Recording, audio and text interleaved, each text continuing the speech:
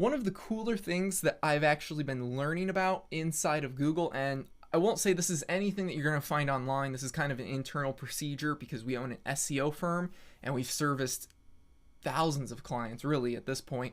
And we have gotten a pretty good map, a little blueprint, of, hey, when you rank for these types of keywords, what happens? And you see that it's kind of like that, right?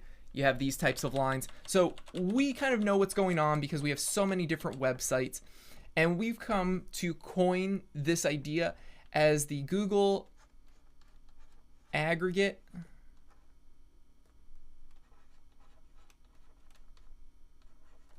algorithm.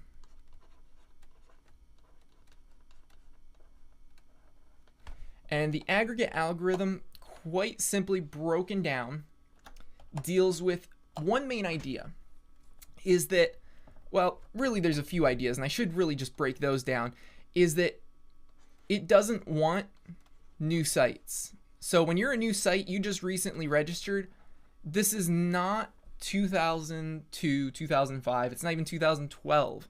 This is the present day, and it's only going to get harder. So the more time that you have as a registered domain, the more likely you are to rank for things. And of course, that's just natural. That's one of the things that Google covers in almost really 200 plus ranking algorithms. But the aggregate is one that it doesn't really talk about, but does come into play big time. And it makes success a lot easier to visualize because it's not going to be instant success. You're most likely not going to go viral. You're most likely not going to rank page one for every keyword that you have, but it can occur. And when it does, it follows the aggregate ranking algorithm. So it doesn't want new sites. And number two, it wants focus on niche. So niche could be something as wide and expansive as marketing. But what types of marketing do you do? It's not enough just to go marketing. Do you do online or offline? If you do online, do you do social or do you do organic? And if you don't do organic, do you do paid?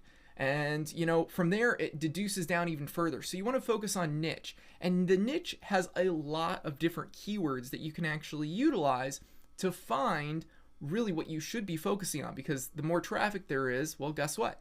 More likely you're going to convert someone, because the more you show up in front of a numerous amount of people, one of them will eventually come forward and buy what you're offering. So you want to focus on a niche. And number three,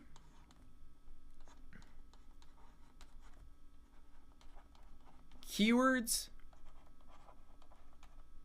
and I should say more of help. They don't guarantee it. Help rank other, and I'm going to shorten that, keywords, KWS. So with the aggregate ranking algorithm, what you're going to often find is that when you start out, we'll put this for the, number of keywords that you're ranking for, and this will just be time.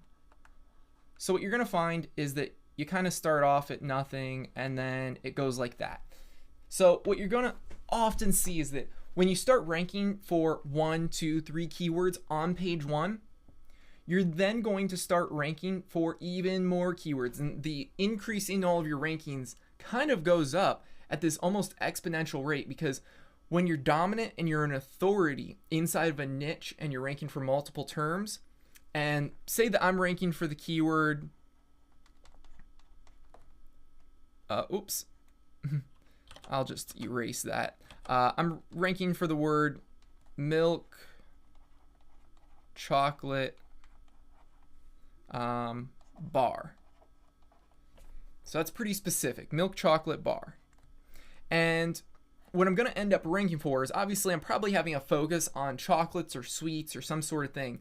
I'm going to rank for other things that have to do with chocolate and milk chocolate or chocolate bars, or even milk chocolate bars. And these keywords are all going to naturally start ranking inside of different parts of my website as I obviously build links, add content, and all of these things. And the aggregate ranking algorithm is going to say, okay, so how many keywords do you have, ranked all together? What's the average basic, result of your rankings. It's going to say, okay, so your average rankings are, page 2, position 15. You have some on page 1, some on page 5 and 6, but overall you're about, number 15 inside of the industry. And then it'll start ranking you a little higher.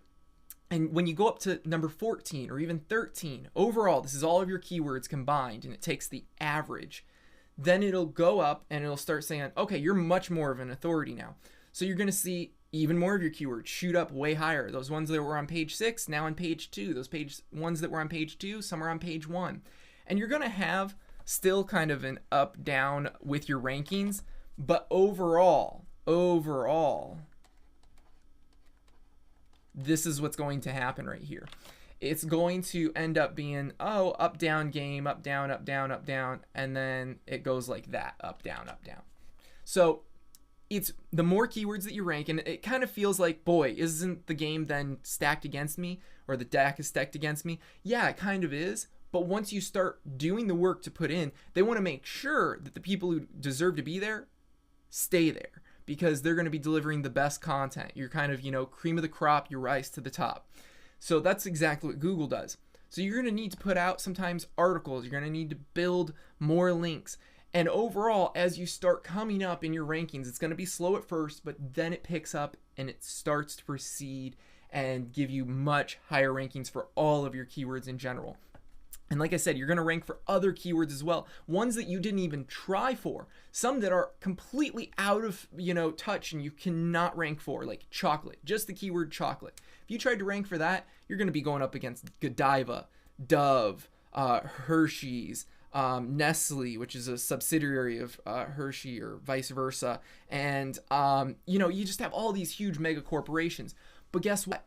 If you start ranking for chocolate bars, milk chocolate bars, all different types of chocolate and sweet terms and, bars and all of those combined, they start mixing different keywords. See, that's a keyword. That's a keyword. And although this is all one keyword phrase, Google starts ranking this and they'll say, how many milk terms do you have? Not a lot. All right, well, we'll give you a 2% boost for that because you're dominant here. Oh, you have a lot of terms around sweets and chocolates? Well, we're going to give you, a 50% boost for that term. Oh, bars, you talk a lot about candy bars, chocolate bars, sour bars, sugar bars, whatever. We're going to give you, a 40% boost for any bar terms now. So all of those things, again, just start helping each other, and even keywords you never thought of, never, were going out to rank for, long-term phrases that you just naturally used while you're writing, you'll now start ranking for those because of Google's aggregate algorithm. So when you build backlinks, it's going to be a little slow, just a teeny bit, but then it's going to pick up. And that pickup usually takes, I hate to say this, 3 to 6 months. 3 months, for the first 3 months, they consider you a new site and they're not going to show you any love at all. And don't think about just buying a domain for 3 months, sitting on it, and then doing something.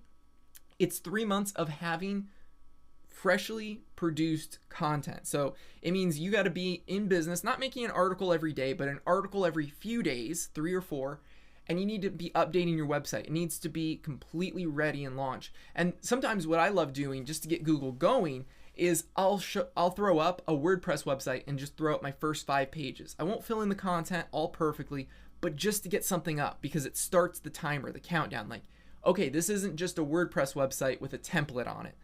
This is a WordPress website and it has a few unique pages to it. So that's when Google starts counting that. And then boom, you can take off, and basically 90, 180 days later, you're going to start ranking for some terms. It's not going to be some, depending on how you've been doing your backlink building, some will boost up right to page 1. Some will kind of be in that, 2 to 4 or 5 page area. And again, you got to keep working at it, and then boom, it goes off.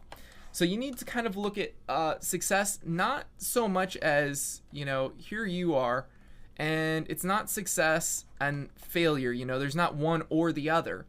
See, what people often forget is that everything that you do in life is really just a path. You're going to have failures. I have a lot of failures. Even still, I fail.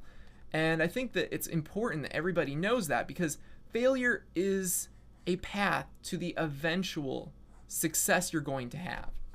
You don't choose to fail. It's just that you fail because there's things that you don't know. There's things that, even when I do know things, you just can't measure all the variables from the get-go until you actually dive into things. So you're kind of going to be failing as you work your way to success. You're literally failing your way to success. There's no way that you can count it as a failure unless you quit. If you quit before you have any success, then yes, it's a failure. But otherwise, it's a pathway. So think about it like that. That's exactly how the aggregate ranking algorithm works. It's more of a trip until you finally get to those tops, and then once you get those top rankings, they're just going to kind of gift basket you even more additional rankings, which is nice.